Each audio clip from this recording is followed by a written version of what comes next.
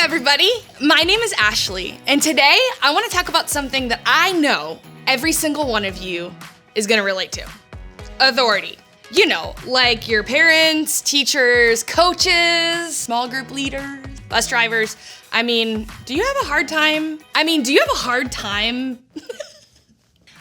you like when people tell you what to do? Or is it just me? Go clean your room. It's time to go to bed. Run 5 laps. Lunch detention. Have you ever wanted to respond like, says who?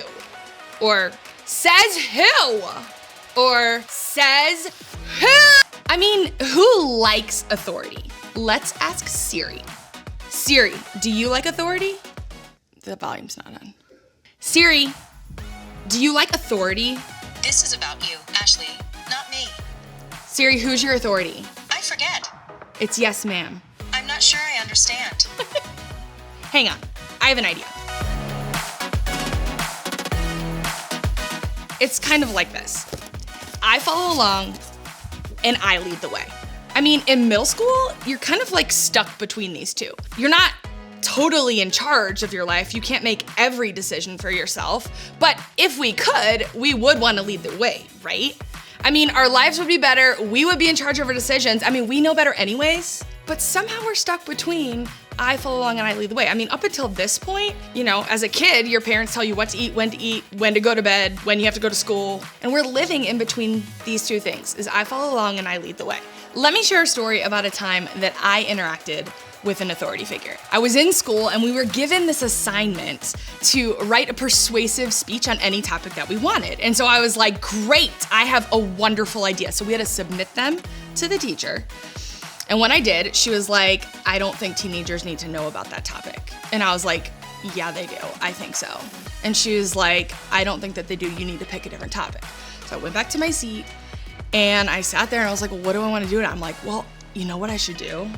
I should totally do my speech on this topic anyways, because I should persuade the teacher why it's important for teenagers to know about this topic. And so I did, got up in front of the class a couple weeks later, gave my persuasive speech, and it was really good, but she gave me an F, and she called my parents. And she called a meeting with the principal and my parents. It didn't turn out that well for me, and apparently that wasn't the right decision, but I really wanted to talk about it. So the point of the story is, don't do that. Chances are you've probably felt this way, and maybe you haven't actually done what I did, but maybe you've wanted to, or you've thought about it. If we're being honest, I think we'd all probably say we still feel that way about some of the people in charge in our lives. Maybe you feel like you know better than your teachers at school. Maybe you feel like you shouldn't be bossed around so much by your coaches. You play, they don't. Or maybe for you, it's your parents. You don't understand why they're so strict. Or maybe it's your small group leader who always seems to be telling you what to do or how to live or what you're not doing right in your life. And instead of having to listen to them, you feel like you should be the one calling the shots. You should be the one leading the way, not following along. I know you've been told your whole life that you need to honor authority. Obeying and respecting those who are in authority are big parts of what it means to honor someone. But it can also mean we follow their lead because we trust that they know what's best for us. And it means that we seek out their advice and go to them for direction when we aren't sure what to do in our lives. The problem isn't that we don't know what to do with authority. The problem is that actually doing it, actually honoring and respecting them, is really hard to do. And when we're stuck between following along and leading the way, we feel a lot of tension. Why do you think that is? Well, I think one reason honoring authority might be hard is because you're in middle school. You're not kids, but you're also not adults. And in this phase of your life, you don't want to be treated like a child anymore. You want to make your own decisions. But it feels like the adults in your life aren't ready to give you that freedom just yet. You're stuck in this weird in-between.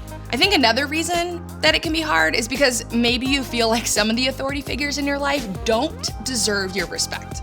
Let's face it, not all adults always act like someone who should be in charge. And that makes respecting their authority even more difficult to do. For some of us, it's that you really do think you know better than the authority figures in your life. After all, No one knows what it's like to be you better than you. Why should anyone else get to tell you anything about your life? Or honestly, maybe you just don't care about authority. You care way more about what your friends think than what anyone who's supposed to be in charge of you thinks. My point is this: we all have reasons that make honoring authority difficult. And I think that's because we feel like the authorities in our lives are trying to take away our freedom. And that's frustrating. But I have some good news and some bad news. You want the good news first or the bad news? Let's go with bad news. The bad news is that no matter how much we don't like authority, one thing is for certain. We'll all have some authority. We'll all have some sort of authority for the rest of our lives. I mean, that's not gonna go away. But the good news is honoring and respecting authority doesn't have to mean your freedom's limited. At least not forever. In fact, it can actually mean that a whole lot more freedom is coming your way. All right, the good news. The good news is we aren't the first generation who struggled with this idea of people telling us what to do. Or I guess the nice way to say that is people who have our best interest in mind. People have been struggling with authority for ever. There's lots of examples in the Bible. Let's look at one. Get out your Bible or your handy dandy Bible app and open to the book of Hebrews. Hebrews is in the second half of the Bible. We're gonna be in Hebrews chapter 13, verse 17. This is what it says. Have confidence in your leaders and submit to their authority, because they keep watch over you as those who must give an account. Do this so that their work will be a joy, not a burden, for that would be of no benefit to you. Have confidence in your leaders? I mean, I guess it starts there because apparently they didn't always have confidence or faith in the people in charge of them. They didn't think that their leaders really knew or wanted what was best for them. I mean, this letter not only asks these early questions. The letter not only asked these early Christians to not only have confidence in their leaders, but to submit to their authority, to follow along. I mean, do you know what that means for us? It means that we should respect the authorities in our lives, that we should follow along to give up what we may want to do in favor of what they're asking us to do. And this is where it gets difficult. It's one thing to have confidence or respect for a leader, but it's a whole other thing to actually submit to them and do what they say with a good attitude. The writer of Hebrews told these early Christians that they should submit to their authority so that their work will be a joy, not a burden. In other words, think about the way you're treating your authority and consider how it makes them feel. Are you making it easier on them or harder? Do you make it joyful or miserable to lead you? Are you making it impossible or possible for them to do their jobs? We usually think only about the way authority figures, rules, and regulations make us feel. We don't often stop to consider that maybe the way we're responding to their authority makes them feel pretty terrible. I don't know about you, but I'd rather people say I'm a joy to lead than a burden. Because as the writer of Hebrews says, being a burden doesn't actually benefit us. It doesn't actually get us the freedom we desperately want. When we reject and disrespect authority, they end up tightening their grip around our lives. I mean, think of it this way. Let's say you use your phone after 10 p.m., but according to the family rule, all technology has to be off by 8 p.m. and maybe even in a drawer. Because you rejected this rule and you're on your phone at 10, your phone gets taken away, your freedom to use your phone is now limited, and that's the same with authority.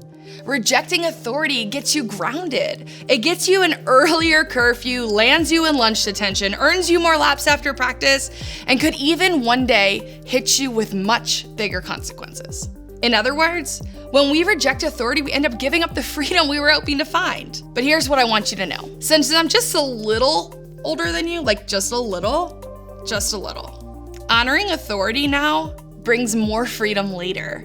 I know this doesn't always feel true, but it is. Have confidence in your leaders and submit to their authority because they keep watch over you as those who have to give an account. That means they have to answer to somebody else. And do this so that their work is gonna be a joy, not a burden, for that would be of no benefit to you. Think about the most rebellious kids you know. How much freedom do they have?